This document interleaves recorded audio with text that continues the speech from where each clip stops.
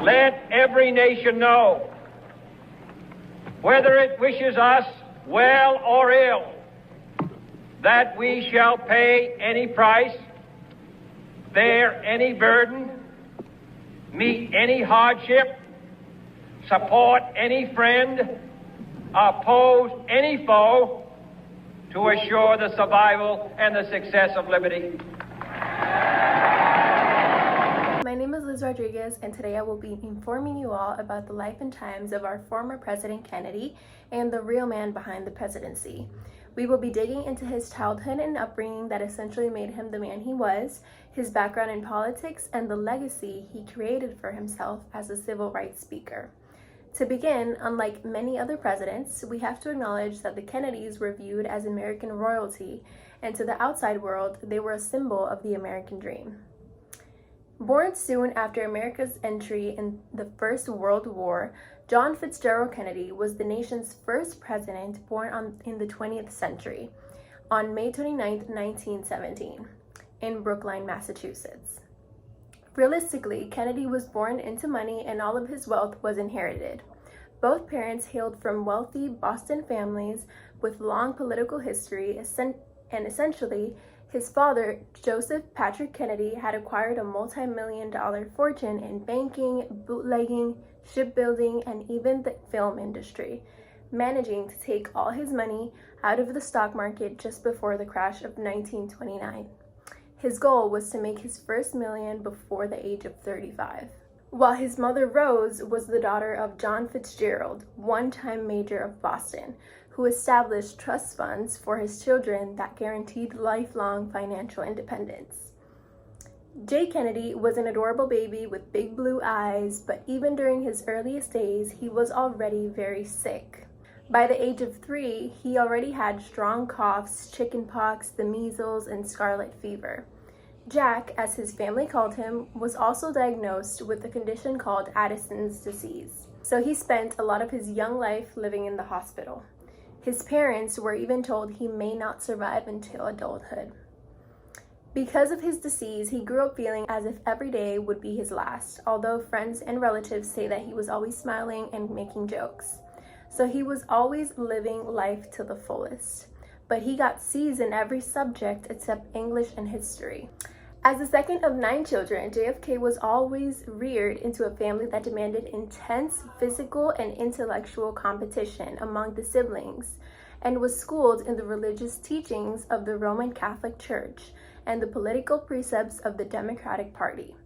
They grew up meeting the British aristocracy from a young age, and so they were taught traditional etiquette. They became this uniquely all-American family who had the dream and charm of the British royal. So essentially, he came from a family where you had to win, and he did.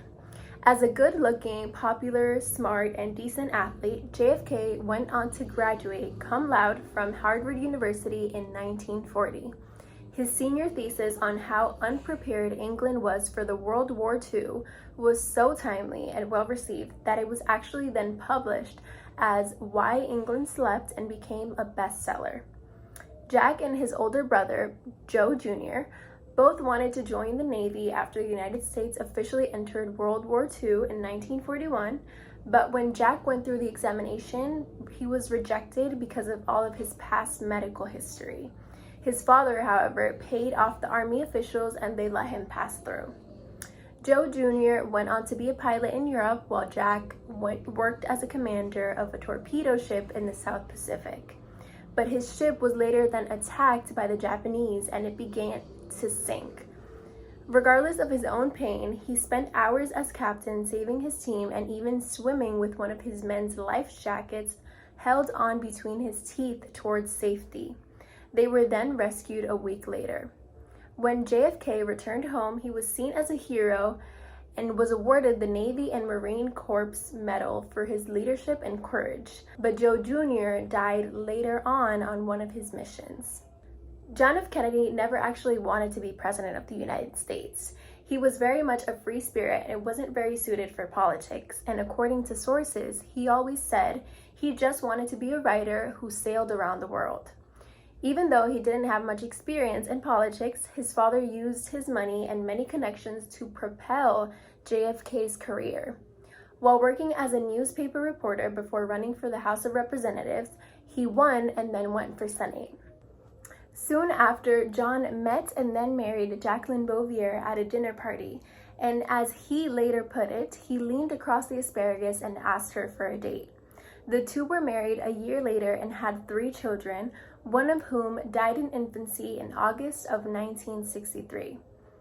Bouvier was a young socialite and a writer at the Washington Times-Herald, and just like Jack, she had also been groomed by her wealthy family to be the perfect first lady. She could speak French, Spanish, and Italian fluently, which came in handy later on in international waters. In 1960, he became the Democratic nominee for the presidency when he was only 43 years old. The public loved J. Kennedy because he seemed like any other normal guy.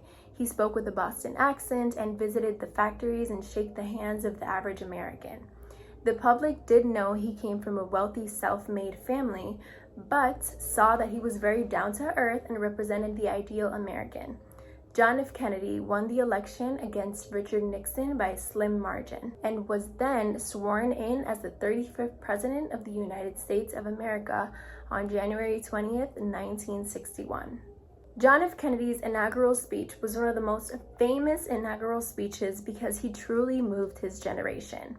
For example, one of the most remembered parts of his generation that is still quoted today is when he said, "My fellow Americans, ask not what your country can do for you, ask what you can do for your country."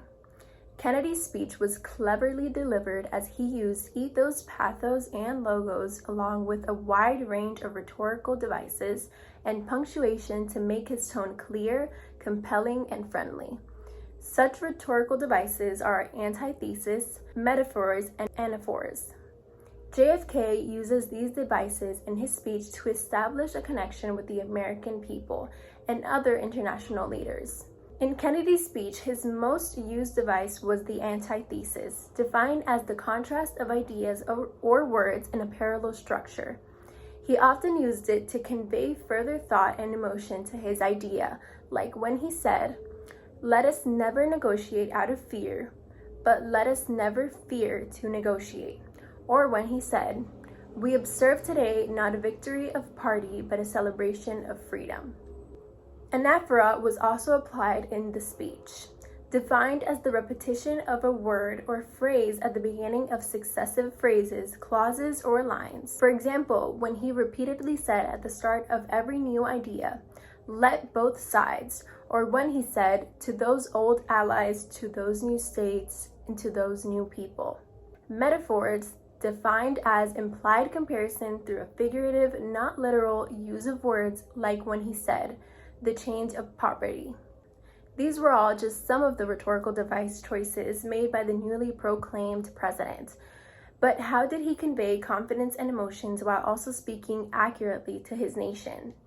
Through his use of ethos, pathos, and logos. Kennedy used ethos as a strategy to establish his credibility as a genuine leader. He makes sure to tell the audience that they are in good hands and uses Bible verses in his speech to connect his point about opposing ideas. He stated, "Let both sides unite to heed in all corners of the earth the command of Isaiah to undo the heavy burdens and let the oppressed go free." Kennedy then implements pathos and emotions when he says, "So let us begin anew, remembering on both sides that civility is not a sign of weakness, and sincerity is always subject to proof. Let us never negotiate out of fear, but let us never fear to negotiate." Here, he was speaking about everyone, including other nations. And lastly, an example of logos used in Kennedy's speech is when he talks about the people living in huts and villages. He states, "To those people in the huts and villages of half the globe, struggling to break the bonds of mass misery, we pledge our best efforts to help them help themselves. For whatever period is required, not because the communists may be doing it, not because we seek their votes, but because it is right. If a free society cannot help the many who are poor, it cannot save the few who are rich. On November 22nd of 1963, the whole world went silent, and grief struck when President Kennedy was assassinated by Lee Harvey Oswald, a communist, while he was riding in a motorcade in Dallas, Texas during a campaign stop, leaving his wife, family, children, and country behind. President Kennedy inspired a generation to accept responsibility for his government and the world by taking political and social action. As president, he fought to ensure equal rights and opportunities for all Americans. He encouraged Americans to lift up those less fortunate than themselves, both at home and abroad.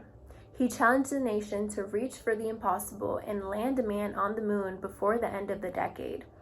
He set new directions for international diplomacy, seeking better relations with Latin America and newly independent nations. He reduced the threat of nuclear war by opening the lines of communication with Moscow and offering to help make the world safe for diversity. John F. Kennedy's legacy is a vision of political action and civil rights leadership based on courage, service, inclusion, and innovation. Like all leaders, John F. Kennedy made mistakes, but he was always optimistic about the future. He believed that people could solve their problems if they put their country's interests first and worked together. He was the prince we never had, and even if many don't think he was as great, he was pretty great.